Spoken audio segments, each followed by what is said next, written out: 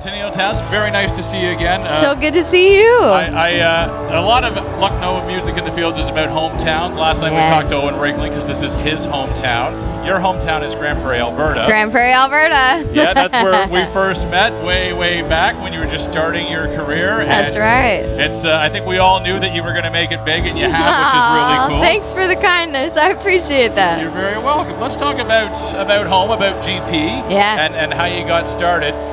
What was it for you that got you into music? What early influences? How did you figure out that this was something that you were really good at, and this is what you wanted to do? Honestly, I first started singing, listening to the radio, driving around singing in the back seat, and I'd follow along to the lyric booklets and have my parents put on all my favorite records, and I just obsessed and learned and loved it. And my first gig was singing "Oh Canada" at the local Storm hockey games. It was my first official job, and my grandparents got me my first guitar when I was 14. I started writing songs and really falling in love with that part of it. And it's like, if I could tell stories and travel around and playing for people, that would be the dream come true. So I'm so grateful to still be working away at this thing that I love so much.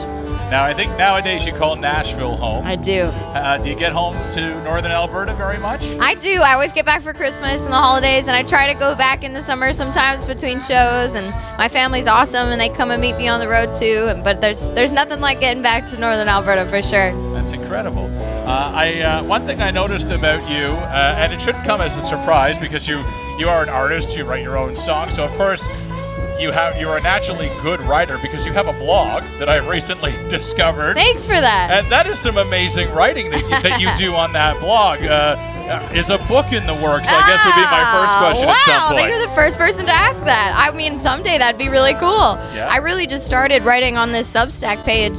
It's called The Wanderer's Notebook, and for me it was just a way to say more. So much of our world right now is like very clickbait and quick captions, and how do we catch attention in our scrolling world? And sometimes, especially on my like creative soul side, I just feel like there's more I want to say, and it's been really exciting to find this community of people that are interested in like reading and listening to more, and I'm really enjoying writing it, so thanks for reading it. That's really cool. The one post I read was about, I think it was about this time last year, where you talked about breaking up with your record company. Now, that must have been something. I mean, what's more nerve-wracking, going that on was stage very or nerve-wracking. having to break up with a record company? Yeah, way more nerve-wracking for sure.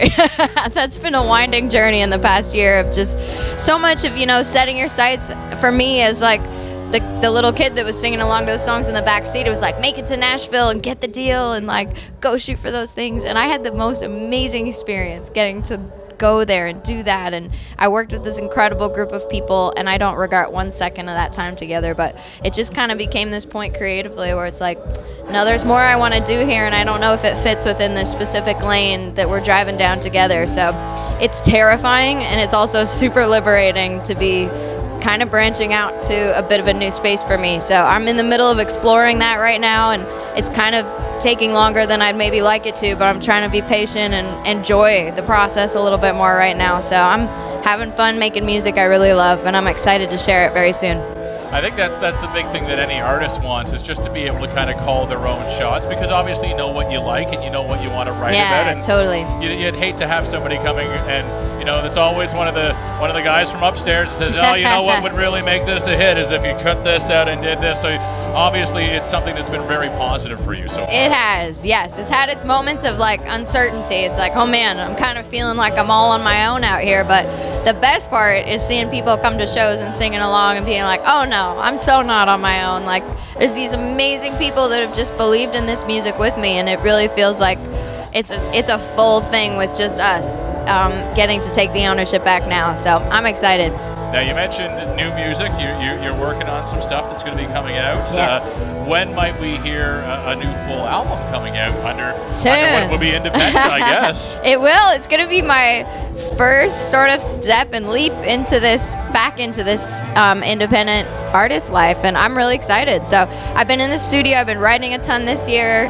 Just been like really wanting it to be right and taking some time to make sure that it is. And I'm excited about this song right now with Nate Haller. I love getting to sing on that with him. It's called Backfire, and that's been a really cool little bridge into like, okay, gives me a little bit more time to like get what I'm doing ready. So new records definitely coming soon. I can't wait for stuff next year. I was talking to the guys from the washboard union before this. I mentioned that I used to live in Grande Prairie. They're like, oh, we have a friend from Grande Prairie. That's amazing. Turned out it was you. And I asked them about the camaraderie that you find in this industry, because especially the Canadian music industry is so small. Everybody knows each other. Such a close-knit community. Yeah. Do you find that you've really made some big friends along the way that you can, if something, maybe you're having a bad day, you can pick up the phone, give them a call, send them a text. Literally, yes. Yeah. I'm so grateful for that, because it would feel kind of lonely out here sometimes without that. Even earlier today on my drive, there's a group text with some artist friends of mine. They were like, oh my gosh, this just happened last night. I'm celebrating this. And we all piped in, and it was so cool. And the Washboard Union guys were so sweet. They reached out a few days ago when the Air Canada flights were kind of up in the air. And they were like, hey, should we connect our sound guys in case one's flight doesn't make it? And so we're like connecting everybody. I'm like, this is what I love about the heart of country music. And it's just like really cool to see everybody have each other's backs. And it's felt like that the entire time to me. So really grateful for that feeling. One of the things they mentioned too is it's sad because you're at one place, then you're at the next, and you don't get a lot of time to really speak to each other. But I think you've had some downtime. I think I overheard that you got to tour around the area a bit. Did. We took a little road trip today for a quick trip to the beach, which I'm always like, oh, if we could just get outside, it's so nice. And it was awesome to get to experience that. We had a wonderful little cafe. I think it was called Kate's Cafe in Godrich. And we had a great time. So it was awesome. That's incredible. This is really a hidden gem of Ontario, it's just area. Beautiful. The water's amazing. Everybody's been so friendly. Everyone's gardens. Like, we've been driving on all these back roads between. We played Niagara on the Lake a couple nights ago, and just the roads in between here and there, I'm like, everyone's yards, our flowers are so beautiful. They look like flower shops. I'm so in awe. So everyone gardening out there, I'm such a fan. You're killing it. I know that, one of your most recent blog posts was the fact that you've got a green thumb and you're helping a neighbor starting with to. their garden. It's getting there. It's getting there.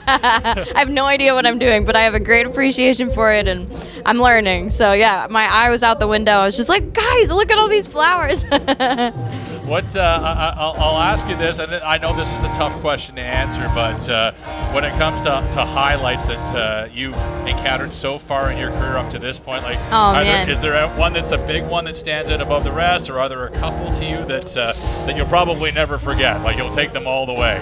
Dang, there are definitely so many. I journal about all of them because I don't want to forget a single one, but getting to travel and play overseas and hearing people sing, the second verses to songs that far from home is so cool. Playing the Grand Ole Opry has definitely been on a bucket list for me. The Bluebird. I love any time I get to be there. I will say that I think one of my top highlights was getting to do our headline tour across Canada last year, and selling out a bunch of those places blew me away, the way that everyone showed up. And we actually got to go back to Grande Prairie, and we played the arena that I grew up singing the anthem in as a kid. And so to do our own show back in that space was pretty surreal. That was amazing.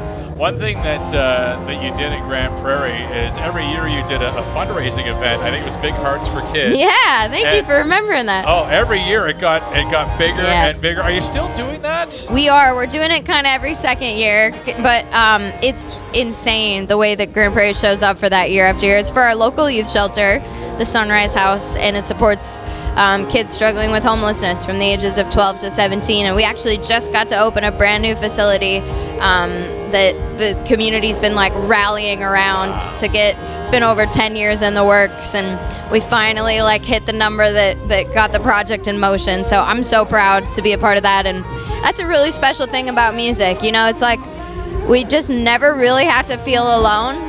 You just have that sense of community, and seeing the way that it brings this generosity out of people. It's just a common ground, and we're all coming together through music to believe in the same thing. That's so special to me. So I love that about music. I look forward to getting to keep doing more of that the whole time. That's one of the things I brag about to people around here about having lived in Grande Prairie is anytime we did a gala, at minimum, you're raising six figures. And your last one was $430,000. In one night. That's how crazy the people of Grande Prairie like to spread the wealth around and help others. They are very generous. There are a lot of entrepreneurs, and and they're lucky they have like the option to be able to decide what to do with their funds, and they're very proud to make sure that it supports people in their community, and I'm so proud to witness that. So it's been a lot of fun getting to be a part of that through the years. Well, it really is a special place. I know it gets a bad reputation sometimes as being a dangerous place, but when you actually live there and you get to meet the people that are from there, it'll change your opinion. I think so quickly. too. There's a lot of sunlight coming in through the dark spots for sure. Absolutely. Well, Tenille, it's been a pleasure to talk to you again after all these years. Obviously, we're going to be following you. Thank you. Your music is brand new to the listeners of CKNX. It's just been hitting the rotation the last couple I appreciate weeks, that. Thank you so much. That's really cool. Thanks for listening to it and spinning it, and thanks for turning it up, you guys. I appreciate you. Well, thank you so much for coming to Music in the Field. So happy to be here. We hope to see you back in the area again soon. I can't wait. Thank you.